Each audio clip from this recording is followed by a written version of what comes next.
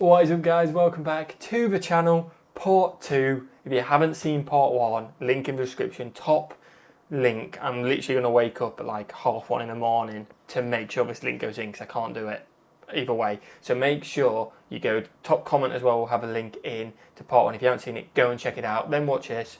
It's super late at night for us right now, isn't it? We're putting in the work. Really good video so far. And are you ready? Yeah. Smash that button, smash the subscribe button. He was just hunting down a sniper. Yeah. One of them got shot. Luckily, it was a canister, so he's okay at the moment. But are they going to be okay? We don't know. We know Carlos will be. Yeah. Because he's been in interviews since, but will everyone else? Don't know about the guy with him. Yeah, we don't know. Smash that button, smash subscribe button. Let's check out part 2. Let's go. What we got? As he looks down and sees water soaking into his pants, and he looks over, John Burke's canteen had just gotten shot off. That's his mad, head, isn't it? And John was fine. Carlos, absolutely relieved, tells John Burke, "It's just your canteen, get up, we gotta go." They break contact, then they re-enter their stock. The only way out of this now is to kill him first, and they don't know where he's at. Hopefully, he doesn't know where they're at either. But they do kind of know where that initial shot came from, so they start making their way there through this irregular route, stalking along the way, trying to find this guy. And they're stalking. It takes them forever, but they finally get to where this guy took the shot, and they find his hide. Again, it's a perfect textbook hide, exactly what Carlos would have done. Okay. And Carlos is looking around trying to figure out where the hell this guy went. And then Carlos looks down to where they were, and he sees a glint. And they hunker down, and he asks John Burke, "Did you just see that?" And John's like, "Yeah, but it could have been a moth. It could have been anything." And he's like, "Yeah, but that's exactly where we were." And Carlos realizes maybe this guy did the exact same that Carlos had just done. He had went to where the enemy was last. And then Carlos realizes that the sun is now on his back, and in his prior position, the sun was in his face. And then he realizes that John Burke's canteen was metallic on top. And maybe Cobra saw the glint off of his canteen, and that's why he took that shot. Carlos doesn't miss, but Cobra didn't miss either. He just picked a bad target. Then Carlos sees the glint again, and he just fires instinctively right out of the gate.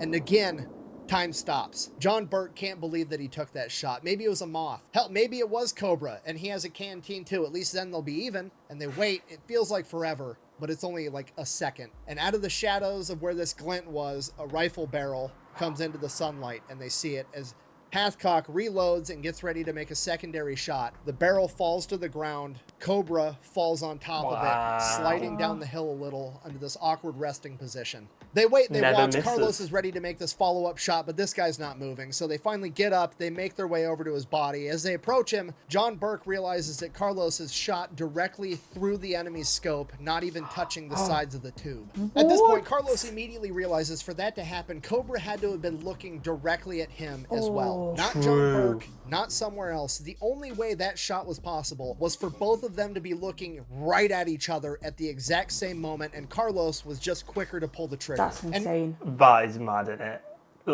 That's like the top 2 snipers then. Literally just heading at each other. This is before sniping's an actual thing as well. Holy. I get like when he was saying about disputing stuff at the start in part 1. The fact, like you say, the fact that it was a perfect shot, aiming at each other as well. Oh, you can't get tighter than that, can you? Literally, split second later, we're not hearing this story. Yeah, exactly. That's mad. Or maybe, the opposite way around. Just maybe, the only reason that Cobra saw Carlos first and not John Burke was because of a chicken feather. Carlos actually ends up deciding that he's going to take Cobra's rifle with him. He brings it back to the base, and at some point during his deployment, it ends up getting stolen, and he can't prove that he made this shot. Oh, that's a shame. Why would someone steal it, man? That's because it's all complete BS. He made it up. He never made that shot. Even the great Mythbusters couldn't recreate this shot, and they tried repeatedly. Yeah, people have tried to recreate this shot. To the best of my knowledge, nobody's actually been successful at doing it, and it's probably because nobody's put forward a good effort. Even Mythbusters, with the Discovery Channel budget, managed to mess this up to the degree that it's atrocious. Okay, the first time they tried it, they shot it at a modern scope. Obviously not going to work right out of the gate. It's doomed for failure because a modern scope has about 10 times as much shit inside of it, and there's no way you're going to be able to penetrate through it. Then they realized that they were shooting at a modern scope, so they got a Mosin Nagant period accurate scope, which is what Cobra would have had, and he should be able to penetrate through that scope way easier. had they not been shooting at it with a 308 fucking hollow point round. Okay, if you don't know, a hollow point round is designed so it immediately expands and dumps all of its energy on impact. Okay, you're trying to penetrate through something. Why would you fire a round designed to expand and dump its energy? If I wanted to stab a motherfucker at a skating rink, do you think I'd have better success with an icicle or a snowball? Then, after that, they're like, oh, well, you know what? We should actually try shooting at it with a 30-06 round, which is exactly what Hathcock would have been shooting. But the only gun that we can afford that's chambered in 30-06 on our Discovery Channel budget is some old M1 Grand, and we're also not going to put Full Metal Jacket regular plain old 30-06 rounds in it. We're going to use an armor-piercing round, so it's obviously going to work, and it's also going to cast doubt on the entire thing because there's a 0% chance that a sniper in Vietnam had access to armor-piercing ammunition. Okay, all you have to do to recreate this shot the right way so we can know for sure if this is even possible is get a Winchester Model 70, get a 30-06 Full Metal Jacket round, and get a 3X Mosin Nagant scope, and shoot it through the scope and see what happens. And to the best of my knowledge, it's never, ever been done. Until now. For this, I teamed up with my friend Nick Johnson over from the PewView channel. He's the best shot. I didn't expect him to be doing it. I was literally about to say, has anyone proved it? Oh, I'm excited to see I didn't know he had legs. I'm going to guess it. I've never seen him stood up. Yeah, very true. Well, you don't have legs. Ooh. Oh, no, people have seen our vlogs now, haven't they? Yeah. If I know anybody that can get this done, it's going to be him. But we didn't want to just capture this on camera. We're potentially proving history if we can get this done. We wanted to capture this on camera to the best quality the technology currently allows. And for that, we called up my other friends, Adam and Bryce from the Ballistic High Speed channel, and they drove up from Indiana with their fancy-ass cameras, and we captured this shot at 100,000 frames per second. Oh, and that's Nick like Johnson slow-mo. managed to do it on the first try. Not only did the bullet manage to penetrate all the way through the scope and into the head without touching the sides, just like Hathcock said, it also managed to push a significant amount of the internals of the scope as well as powdered glass directly into the brain as well. It absolutely would have been fatal. We actually captured more angles of this shot and a bunch of more footage as to how we set everything up and how we got it done. And that's all going to be put together into a long-form video over on PewView's channel, and he should be releasing it the same exact day that I released this. So well, that should be out. Let us know in the comments if we should check that video out. But like you say, it's possible. It'd be pretty cool them actually doing it and sending it up. So let us know if we should check it out on the channel. After this video, you can go check his video out, and then hopefully after that, you'll go check out Adam and Bryce over at Ballistic High Speed. Their entire channel is stuff just like this. So yeah, if a bunch of random dudes can come together on an afternoon in the middle of a cornfield and recreate this shot on the first try, not only is it plausible, it's absolutely probable that Carlos Hathcock, the winner of the Wimbledon Cup and one of the greatest snipers ever, managed to do it in real life. Also, not trying to brag or toot my own horn too much, but I only bothered tracking down and buying one Mosin Nagant scope because I was that confident we were going to get this done on the very first try. That is ballsy. Fair play. Yeah, babe. What are all these telescopes doing on my counter? I just take them to Kohl's and return them. I don't need them anymore. Okay, you have horrible timing. Love you. Okay. Bye. Fair play. MA record. So for Carlos's next adventure, it's not really an adventure. He ends up getting stuck on Hill 55 doing a bunch of Overwatch duty. Basically, he's up on top of Hill 55, which is kind of right by the Ho Chi Minh Trail. If enemies walk by, he shoots at them. The problem is, by this point, Hill 55 has been occupied by snipers for months, and the Viet Cong have kind of figured out that that particular hill is a little bit spicier than the other ones, and they can put accurate fire out a lot further than most other hills could. So they just stay extra far away from it, which, you know, to be fair, brilliant plan. That's exactly what I would do. Makes sense. Overwatch duty, kind of boring. Carlos Hathcock is just kind of sitting up there. He can see these bad guys way off in the distance, right? They're on the Ho Chi Minh Trail. They're smuggling stuff. They're doing recon on the hill, whatever they're up to. He just doesn't have a gun that's both accurate and powerful enough to reach out there and do something about it. Then one day, a couple of Seabees show up and they're building something for Hill 55, and Carlos goes over to the Seabees because, I mean, let's face it, the Seabees can build just about anything with virtually nothing. And he's like, hey, I need you guys to build me a mount for an M250 cal so I can just pop the scope off of my Winchester, throw it on the 50 cal, zero it, and then I have a longer ranged weapon for when I'm on Overwatch duty on top of the hill. And the Seabees are like, smart. Sure, no problem. Here you go. Made it for him right away. So now every time Carlos shows up to Overwatch, he pops the scope off of his Winchester. Well, it's for big gun like that. But to pick up and move around. Oh, I don't think he will be. He won't. That'll be staying there.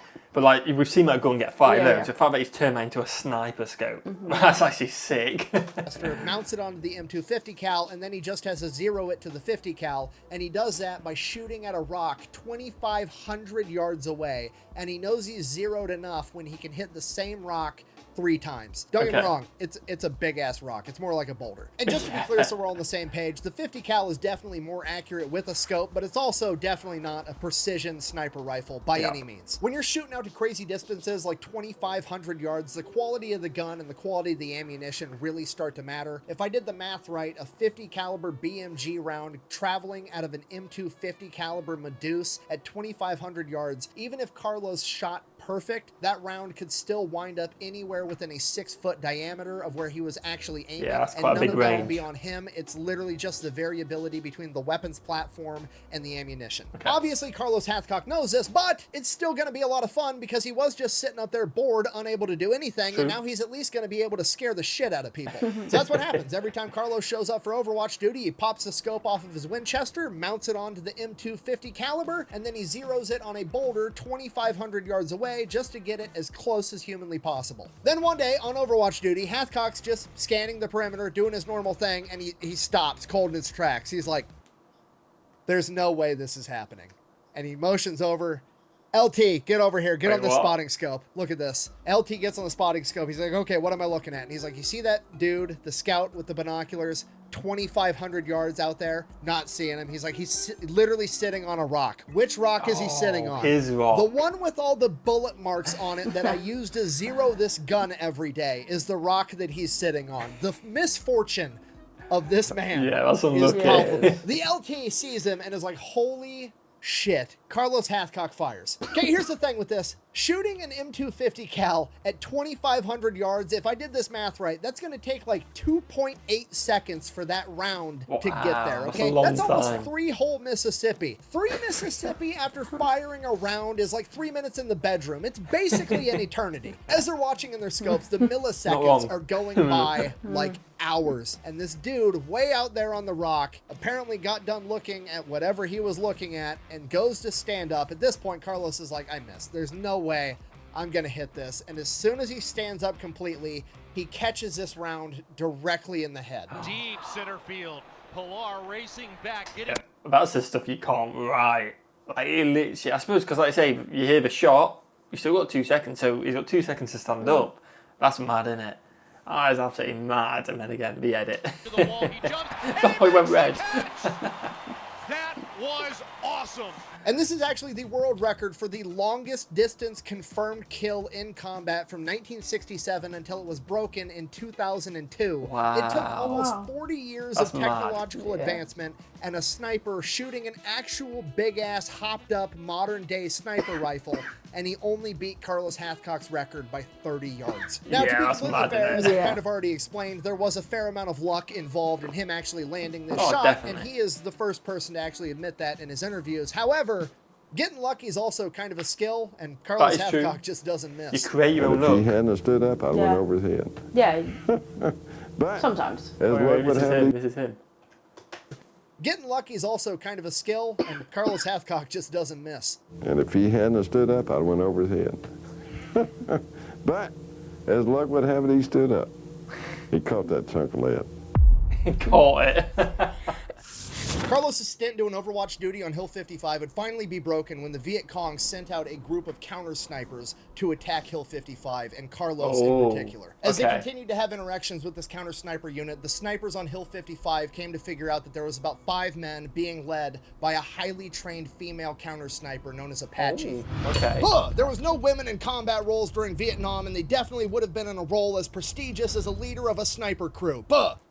Maybe. Let's give it the 2-second Google test.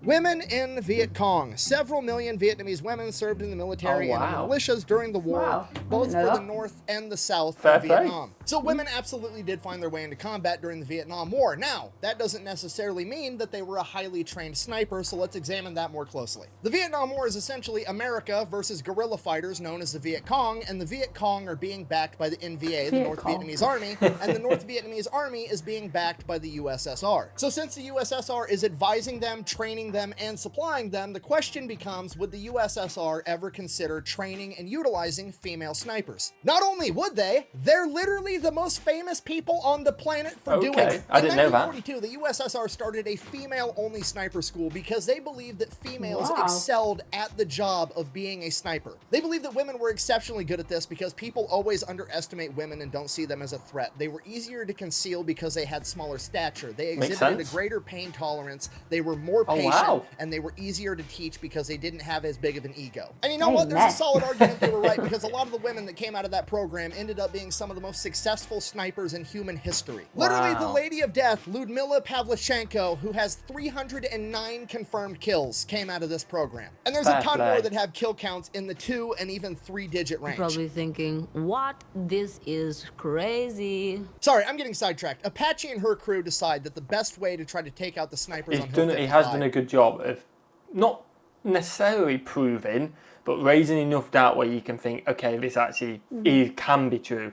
Obviously, he has proved some of them with the gunshot and stuff like that, but the other ones, he's giving evidence where it can be true, so you can't just say, no, it isn't. You know what I mean? Yeah, he's giving, is to go around definitely to the local villages, capturing South Vietnamese that they believe are aiding the Americans on Hill 55. And they capture them, and then at night, they get them within earshot of the hill and torture them to death so that the Marines can hear their screams at night. And this is going on every night for like 2 weeks straight. The Marines are pissed. They're distraught. They don't know what to do because they know it's a trap. Okay, she has her whole crew set up with sniper positions, trained on her, and if they go in and find her and track her down, they're going to be walking face first into a trap. There's literally nothing they can do because she only comes out and does this at night. And they never know where she's going to be doing it because she does it in a different spot every single night. The only thing the Marines can do is go out the next morning, find the remains of her latest victim, and clean that up. And one day, Carlos is on the detail to go out and collect those remains and get everything taken care of. But today, it wasn't a North Vietnamese soldier or somebody helping out the Americans.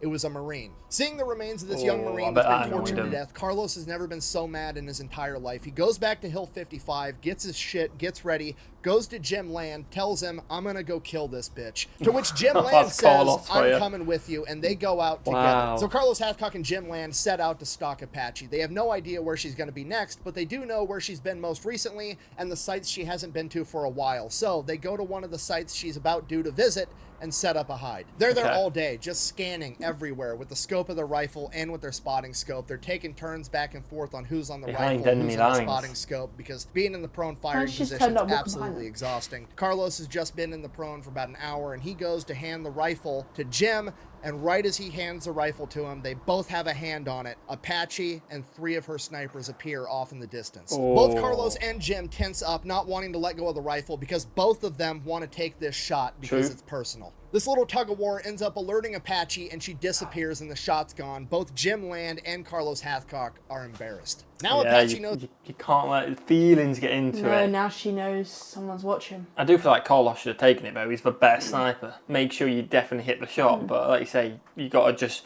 If it was the other guy's turn, it's the other guy's turn at the end of the day, isn't it? They're out there hunting her, but that's what she's wanted all along, so they know that she's going to come and try to out-snipe them. So they're going to remove to a different hide where they're going to have a look at their current hide and the area around it and try to spot her when she comes for them. So they go, they get their new hide set up, and they're waiting all day. They're scanning and they're waiting, and somewhere along the line, Jim Land calls into the artillery guys and gets them set up with the exact coordinates of this entire area. That way, if they do show up, he's at least going to cover this place with artillery shells and try to take them out that way. And they keep waiting all day long, and then right at dusk, as the sun is about to go down completely, they see 5 shadowy figures off in the distance of the wood line sneaking around. But they're not sure it's them yet, so they just continue to watch, and then this crew starts stalking around, going around the old location where Hathcock and Land were. So this has to be them. So they're waiting for a good shot, and then one of the figures steps off to the side and squats down to do something. Maybe they're tying their shoe, maybe they got to check the map, something. But Jim Land takes this opportunity to radio in and start dropping artillery on that location. The first artillery shell lands literally seconds later. These Marines had this dialed in so close already. And as the first shell lands, that shadowy figure is still squatting down, and Carlos realizes That's got to be Apache, and she's squatting down to take a piss. Carlos realizes this the second the first artillery round hits, and when that happens, Apache stands up and starts sprinting away. Carlos follows her with his crosshairs, gets a bead on her as she continues to run, and he fires. She collapses. Carlos immediately reloads the bolt on his Winchester and fires again into her body as it lies lifeless on the ground. 3 of the other figures have been taken down by the artillery, and there's now just one man running away. Carlos immediately shifts over and fires on him, dropping him as well. He ain't missing. After the artillery barrage stopped, there was eerie silence as Carlos and Jim Land approached their corpses. They ended up recovering Apache's sniper log, proving that it was her. Later in life, Carlos said that his first shot at Apache when she was running at a full sprint while artillery was going off all around him at dusk was the best shot he's ever made and the most personal one. The guy in front of her was trying to get her to stop because they were running right towards us where they'd seen us before. He was trying to get her to stop. She didn't, but I stopped her. Like you say, because that one was personal, wasn't it? Yeah. Like the Cobra kill, probably more impressive, Yeah. but that one was more personal, so it's his best one. They needed that one. Yeah. I put one extra for good measure because that was the best shot I ever made, I think. Absolute badass. So Carlos Hathcock, Jim Land, and John Burke are all back on Hill 55. Things are kind of starting to slow down. I mean, they're still going out on missions. They're still doing Overwatch duty, but they're not having run-ins with any more main characters. You know, people with nicknames and prowess. It's just your typical anonymous bad guys, your Homer Hamburger type situations. Now, Carlos has been in theater for about 11 months. Remember, the first 4 was him being an MP guarding the front gate to a base, but the other 7 months have been pretty fast-paced and non-stop the entire time. So in the next month or 2, he should be heading back home to see his wife Josephine, and he's ready for it. He's tired. He's been through an awful lot. At this point, he has about 86 confirmed kills and hundreds of probables that can't be confirmed because there wasn't an officer present to witness it. Then one day, out of the blue on Hill 55, a bunch of Force Recon Marines show up, but they're not acting like your normal Force Recon Marines. These guys show up. There's no pleasantries. There's no, hi, how are you? There's no introductions. My name's so-and-so. I'm from this unit. That, nothing. They show up and are like, are you Carlos Hathcock? And he's like, yeah, that's me. And he's like, we need the best sniper around to go on a mission. I can't tell you what it is. I just need to know if you want to do it. This entire situation is weird. Carlos is thinking these guys got to be working for the CIA or some special operation that nobody knows about. Either way, he comes to the conclusion he has to be the one to go out on this mission because they're looking for the best sniper for a reason. Clearly, it's got to be extremely dangerous. And Carlos realizes that if he says no, they're just going to go to the next best guy. And if that next best guy isn't good enough to pull this off, Carlos is going to spend the rest of his life wondering that if he'd have gone on this mission, maybe that guy would still be alive. So Carlos... That's mad mentality, isn't it? Like, still fair play, man. Agrees to do it. So they pull him in, they brief him on this mission. Basically, there's this man that they call the Frenchman that these Fourth Recon Marines have been stalking for months. Apparently, after the French left Vietnam and America took over the theater, this guy stayed for some reason, and he is now helping to run guns between the USSR and the Viet Cong. This group of guys, whether they're Fourth Recon Marines or CIA or whatever they are, have apparently been watching this guy for months, and this guy never leaves this French villa compound that he lives in. The problem is, they don't know how to get in there and take him out. If they bomb the compound and he's got some type of bomb shelter in there that they don't know about and he ends up surviving, he's going to bounce and he's going to be gone forever, and they can't have that. They also can't send in a small team to take him out because this guy has a ton of security patrolling around this compound 24/7. Yeah, there's no about it. The only time they ever actually get visual... Yeah, by the time they actually get in, he's out of that. Already. Yeah. Confirmation that this guy is inside the compound is when he actually shows up to the front gate to meet with the Viet Cong that are either dropping off or picking up weapons because he doesn't like them coming inside the compound, so he at least shows his face at the gate. So their thought is if they can get a sniper to take him out when he goes to the gate to meet the Viet Cong, that's going to be the best way to guarantee that this guy dies. Makes but sense. the problem with that is this villa is out in the middle of a grass field for like 800 yards in every single direction, meaning that the closest they're going to be able to get for a sniper is 800 yards away, which is really pushing the limits of what a sniper at this point in time can do, and they don't have anybody with them that can make that shot guaranteed. And this is where Carlos Hathcock comes in. So they give Carlos a topographical map. They tell him here's the locations that we can insert you with a helicopter. Here's the places that we can extract you. Here's the villa. You pick where you want to line up your shot. However you want to get this done, you tell us. We'll make it happen. Carlos is examining this map. He identifies a good spot that he thinks he's going to be able to get this shot off at the front gate. It's about 800 yards away from the gate. From there, they figure the entry point with the helicopter, the extraction point, they get the whole plan laid out. Him and John Burke are going in the very next morning. That night, Carlos spends quite a while memorizing the Could they entire... not have, like, when you went to the gate, that's when they bomb it? Because then there's a good chance you can't get inside to his bombshell in time, surely. Potentially, but then it's inaccurate, isn't it? So if you miss one, Yeah. it can get away. Let us know in the comments. Topographical map. He's going to know exactly where they're getting dropped off, exactly all the terrain features in the area that he needs to be able to identify to know where he's going, and exactly how to get from the point he takes a shot back to their extraction point and get out. He doesn't even need to bring the map with him because it is burned into his memory. Wow, Very fair next morning, play. Hathcock and Burke jump inside this helicopter. They get flown in, they get inserted, they get dropped off. Helicopter takes off. These guys start sneaking their way through this wood line, making their way to where they got to line up this shot. It takes them a couple hours, but they finally make their way up to this big dirt mound right on the edge of the wood line. They get set up. They get their shots lined up. They're looking right at the front of this gate. There's patrols going around, but these guys are 800 yards away from this front gate. They're fine. They're just waiting, Can't be seen. watching, and observing all day long, watching for hours and hours and hours. Sure enough, a convoy of cars comes rolling up the road towards this gate. They stop at the gate. A bunch of dudes get out. It's the Viet Cong, and they're waiting at the gate. And sure enough, this massive French guy comes walking out in a white button-up shirt. This dude's well over 6 feet tall. Oh, wow. At this point, Carlos is thinking, you know, this is an 800-yard shot. We're really pushing the limits of when I can guarantee I'm going to hit. But this guy's doing everything he can to make it easy for me, wearing that nice white button-up shirt. He literally looks like a silhouette paper target that he's used to shooting back home at the range. That's positive. Not only that, but because he's so tall, he is head and shoulders above all these Viet Cong guys. And as soon as he stops walking around and stops to talk at the guy in charge, Carlos lines up his shot, takes it, and just folds the guy in half. Wow. One shot, one kill. Never in doubt. Hathcock and Burke slide down the reverse side of the mound and start making their way back to the extraction point. The Viet Cong and the guards have no idea what just happened. They don't even know where the shot came from. They're panicked, freaking out, running around. And Carlos and Burke make their getaway back to the helicopter, get picked up, Efficient. back to Hill 55, get dropped off, and they're like, cool, thanks, get the fuck out of my helicopter, and just ditch them. So now Hathcock I was mad at it. Fair play. Again, it just shows the skill. Yeah. It's impressive. and Burke are back at the hill like, this is a weird day. Like, they didn't say thank you, they didn't debrief him, nothing. They just asked if the dude's dead. Carlos is like, yep, he's dead. They dropped him off, and that was the end of it. There's no like, Wow. we'll be in touch, we'll talk to you soon. Carlos doesn't even know any of these guys' names. They just dropped him off and bounced.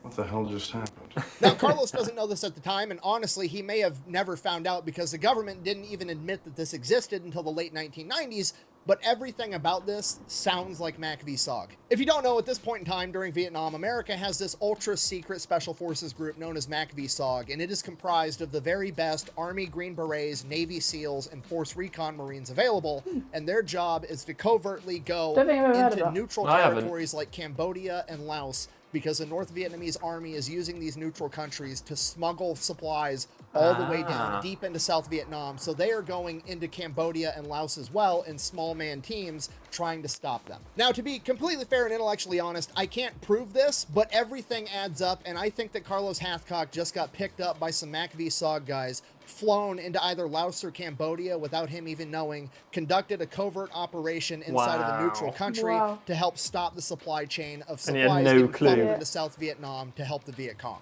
The time period, location, and mission set lines up exactly with what Mac v. SOG was doing at the time, and this would explain why they were so secretive and didn't tell Carlos what exactly he was doing or where he was doing it. Yeah. That's mad, isn't it? Yeah.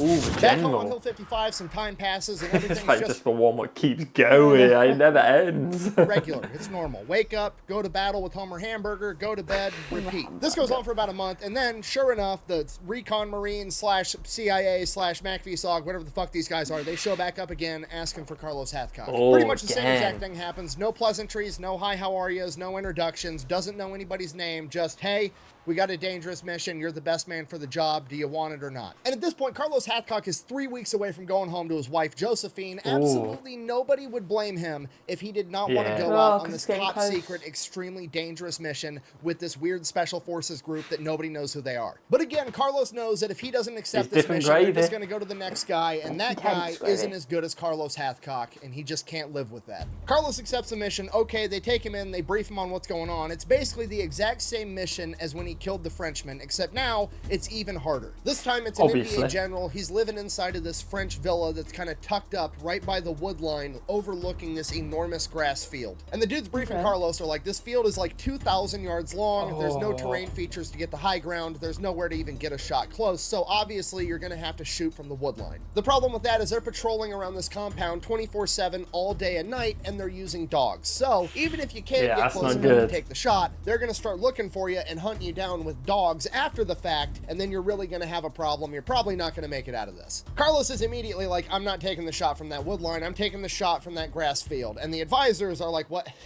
What are you talking about? To which Carlos is like, that's the last place they'd expect it to come from, so that's where it has to come from. I want you guys to drop me off way over here on the other end of the map. I'll go through these woods, and then I'm going to low crawl for 3 days, moving 1 foot an hour until I can clear 1,200 yards to get within 800 yards of this villa, and then I'm going to take the shot. What? And hopefully 3 days, 1 foot an hour. That's insane. But I guess you don't want to be spotted, do you?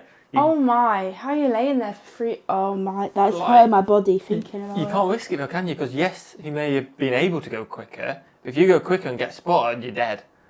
Oh. They sneak away. To which the advisors are like, I mean, sounds crazy to me, but you're the expert. We came to you for a reason. If that's how you want to do it, go ahead and get it done. Go ahead and grab your boy John Burke. You guys get ready. You're going out first thing in the morning. At which point Carlos informs him he's going out alone on this one. It's too dangerous, and moving that far through that grass field, he needs to be as small as physically possible. Yeah. So Carlos goes back to his tent, grabs everything he needs. He grabs 1 canteen of water, a little bit of food, his rifle, and his Colt 1911 for a backup weapon. And for the first time since he found it, he leaves the white feather there because he doesn't have anybody else there with him to protect, and he wants every advantage he can get. From there, he gets in the helicopter. They fly him there, insert him exactly where he wanted to be, drop him off right at dusk. He maneuvers through the wood line, gets to this field by nighttime, and starts low crawling all night long. And there's still patrols all night long. They're going around with spotlights, walking around. But Carlos only brought 1 canteen of water because he wanted 1 canteen on one hip. And he's not just going to crawl belly down this entire time. He's going to crawl on his side to leave as small of a trail as possible. Carlos is making himself so small, and he's moving so slowly under the cover of night that they would literally have to step right on top of him to be able to find him. Yeah, and according to Carlos, they almost did on several occasions. They got within arm's reach. Fortunately for Carlos, every time the patrols got close, he could hear them goofing off or not taking this job very seriously because he knew that they knew nobody in their right mind would ever try to attack that villa from this enormous field that's being covered by patrols. They'd be coming from that other wood line. So the enemy's guard is down, and they're not being very diligent, which is exactly what Carlos wanted. At this point, he starts getting a little bit more confidence that he's actually going to pull this off. Carlos crawls all night long. That's still mad though, isn't it? Crazy. They're just near him, and 400-500 yards in, and then as the sun comes up, his strategy is to just lay there. I guess take the shot, hope they think it's from the wood line, and then crawl out slowly, I guess. 3 days, I guess. Like a 7-day overall trip. That's what I'm guessing, at least. Not moving. Try to sleep the best of his ability while still being alert, and he just doesn't want to move at all. It's too risky in daylight. So that's what he does. He lays there, motionless, all day long. When the patrols go by and he knows he can get away with it, he'll take a sip of water. Maybe he tries to eat a tiny bit of food. Otherwise, he's just laying there. So obviously, this sucks, but the plan is it's supposed to suck, so everything's actually going great. But by lunchtime, a vulture, or whatever the Vietnamese equivalent of a vulture in this part of the world, starts circling overhead above Hathcock. To which Carlos is like, shit, what do I do? Do I just keep laying here and let it keep circling? Like, it's not going to get the balls to come up and try to eat me. I should be fine that way. But then he realizes it's a bunch of army dudes with their guard down, and if they see a vulture circling, one of those dumbasses might just be like, hey, let's go see what animal's dying in the field that vulture That sees. is So true. Carlos Yeah. has to figure out a way to get this vulture to quit circling overhead. Now, he wishes he could just shoot the fucking thing, but obviously that's not an option. So literally the only thing he can do to try to get this vulture off of his trail is to start moving slowly again, but now it's in the daylight, so it's extremely dangerous. But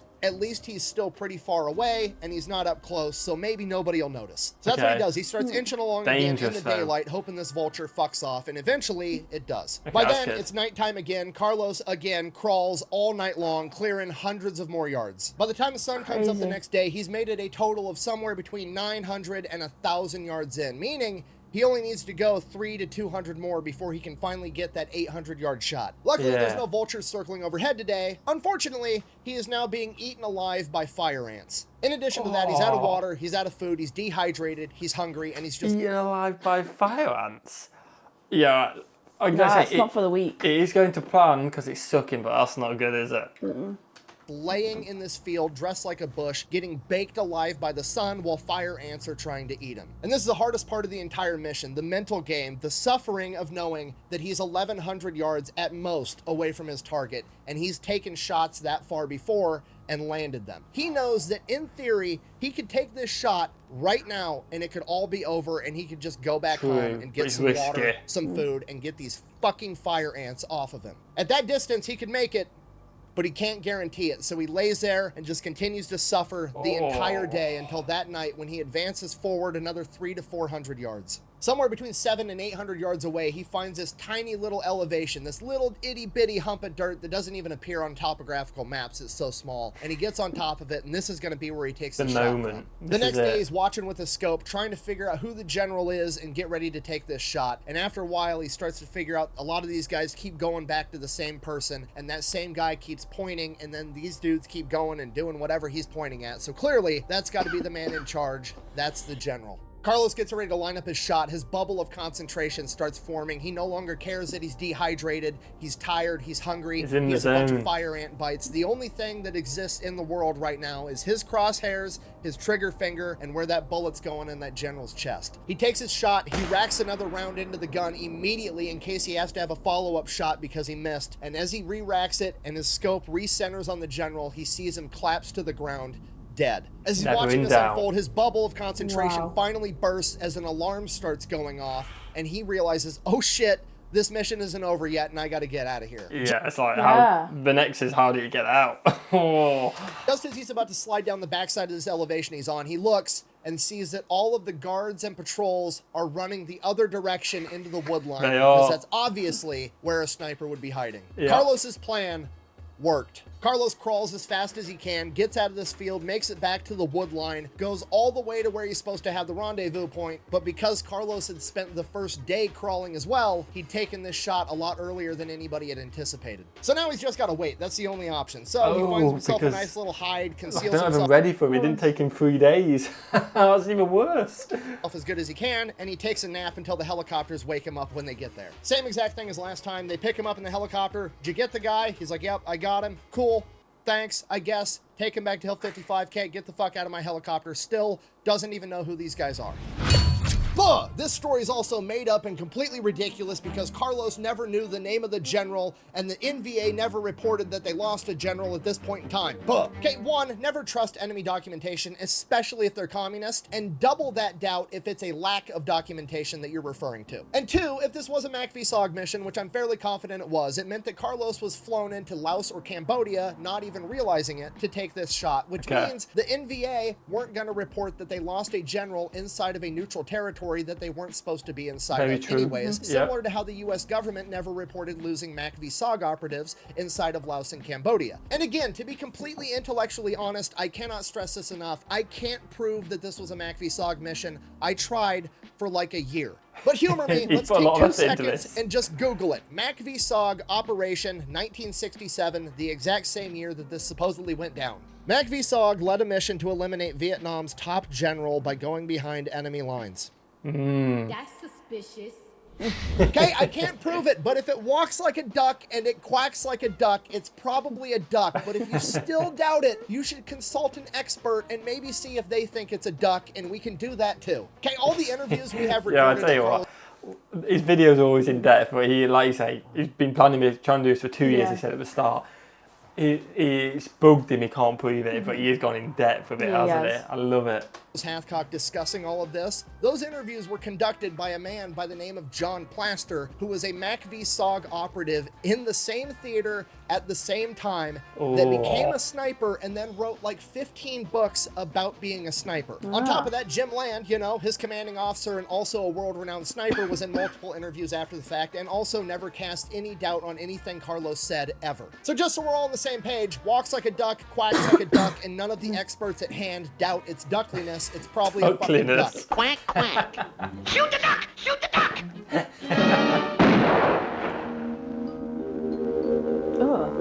I'm sorry, I'm getting sidetracked and angry. Anyways, so Carlos is back at Hill 55. Basically, at this point, he's got a couple more days of duty, and then it's time for him to pack his shit up and go back home to America. He's home for about a year, and then he gets sent back to Vietnam again in 1969. Now, over the last couple of years, and in part due to Carlos Hathcock himself, being a scout sniper has become much more well-known and much more respected. Because of that, the Marine Corps is actually starting to get scout sniper equipment, and Carlos isn't going to have to do his second deployment with a civilian hunting rifle. He gets issued a Remington 700, chambered in .308, racks up a couple more confirmed kills. Everything he's done has been with that just normal hunting rifle as well, not a specialist gun. Just makes it even more impressive. His total to 93 confirmed by that ridiculous confirmation criteria, with somewhere between 300 and 400 probables. Then one day he gets ready to go out on a mission, does his favorite strategy of linking up with an infantry unit, and then as they move along, at some point he's going to peel off and go do his own thing. And on this particular occasion, he hops inside of an Amtrak because they were mechanized. They're going along, it's an ordinary day, they're bullshitting inside the Amtrak, you know, just doing what guys do, and then all of a sudden, the Amtrak drove over a mine and blew up, and the entire thing is now going up in flames. Carlos is literally on fire, and the other 7 Marines are worse off than him as he starts dragging them outside of this flaming Amtrak one at a time. He gets all 7 of them out, gets himself out, collapses, still on fire, and then a Navy corpsman from one of the other Amtraks runs out, and I don't know how, but they said that he used water from either a puddle or a nearby pond to put Carlos out. Carlos is burnt to a crisp. They medevac him out of there. He goes through the whole medical system, makes his way back to Brookfield Medical Center. From there, he has to get skin grafts using his skin, whatever's left of it, other people's skin, animal skin. Because of the water they used to put the fire out, he ends up getting this weird fungal infection that he's got to battle. And then he ends up getting a bunch of different types of staph infections. Then he ends up getting pneumonia. And by the time he fights all these infections, tries to heal from his burns, he's down to 97 pounds. He's in the hospital at Brookfield Medical Center from September of 1969 until January of 1970. And on January 5th, he walks out and returns to active duty. From there, he went on to continue to build and instruct the Marine Corps Scout Sniper program. That expanded into law enforcement and other branches of the U.S. military. He helped create what we know today as modern sniping. Health-wise, he never fully recovered. He was always wearing white cotton undergarments, a long-sleeve shirt, and long-sleeve pants because his grafted skin was so sensitive that the military uniform would actually chafe it and cause it to bleed. Despite that, he still continued to train the next generation of snipers until in 1975 when he was diagnosed with multiple sclerosis. And again, despite that, he managed to hang on for 4 more years of active duty, continuing to be an instructor. After his retirement in 1979, he became a contractor consulting for the U.S. military and law enforcement agencies for sniping, obviously. He also, at this point in time, picked up a new hobby of going shark fishing because he's Carlos Hathcock, that's why. Then in the 1980s, somebody writes a book about him called Marine Sniper, 93 Confirmed Kills. This book is incredibly popular. Carlos goes from being a legend inside of the Marine Corps and the U.S. military to being probably the most famous and well-known sniper in the world. And at this point, people start asking questions like, well, why doesn't this guy have like a bunch of high-ranking medals or the Medal of Honor? Like, why? It seems like he's been underappreciated for what he's done. So Jim Land, his commanding officer, and a bunch of other people came out of the woodwork to testify to these award committees that Carlos should be getting the Medal of Honor for all the incredible things that he's done. The problem is he was in an experimental unit and they were busy. Nobody was trying to get awards at the time. They were trying to do a job, so there wasn't a ton of documentation. And the other issue, in my opinion, he may or may not have been unknowingly doing operations for MACV-SOG, which at this point in time is still super top secret and the government hasn't admitted even exists yet. And you see this a lot from people from that era not getting the awards that they actually earned because they were a place that the government said they weren't when they earned that award. award. You have war heroes like Roy Benavides, who earned the Medal of Honor and didn't get it until 15 years after the fact because he was in Cambodia on a Mac v SOG operation when it happened. So this award appeals process gets drug out for years, and by 1996, Carlos Hathcock is diagnosed with Parkinson's. In combination to his burns, in combination to his MS, he ends up being bound to a wheelchair. In that same year of 1996, he was also retroactively awarded a Silver Star for his courageous actions of dragging those other Marines out of the burning Amtrak. His other incredibly heroic acts would go unrewarded, and in 1999, 3 years later, he would pass away due to medical complications at the age of 56. So in conclusion, that is the story of White Feather. I know, you'd think... I was expecting him to be like in his 80s. After everything he's done, it's actually a shame how after the tank mine, how everything just went downhill from him, from everything he'd done as well. It's scary how life can just hit you like that as well. But what a guy. What a guy. Carlos Hathcock, the greatest sniper of all time. Thank you for watching. Best way to support the channel is go buy some merch over at thefatelectrician.com. Quack bang, out. Should be a end credit, or does he not put them in? All right, for every item purchased out of my merch store for the month of August 2024, you're automatically going to get one entry to win this custom Steelhead Outdoors locking cabinet. It's pretty awesome. You can put guns, whatever else you wanted inside of it. Inside's pretty dope too, as you can see. Gouda cheese. A lot of cheese. I like it. Oh, mac and cheese. Oh yeah. And toilet roll. That's what we'd put inside of it. But yeah, every single item, doesn't matter if it's a koozie, a sticker, a shirt, sweater, any item is one entry automatically, and then there's a free way to enter over on bunkerbranding.com. You can get all the links and everything over thefatelectrician.com. Quack bang out. Would you like to be remembered? But a pork roast.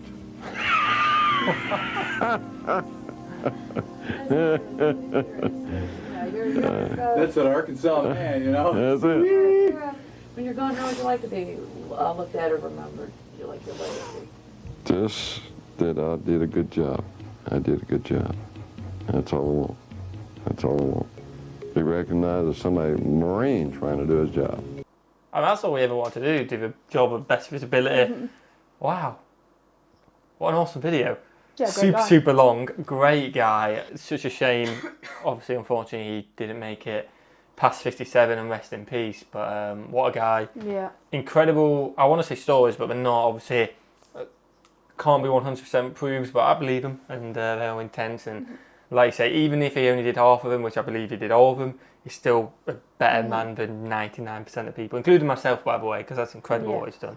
Yeah, enjoy that. Yeah, it was very interesting. Check the Fat Electrician out. Obviously, enter their merch thing if you want. Archie's literally just woke up. So smash the like button, smash the subscribe, and watch your boo. Have a fantastic day. And we'll see you legends in the next one. Peace.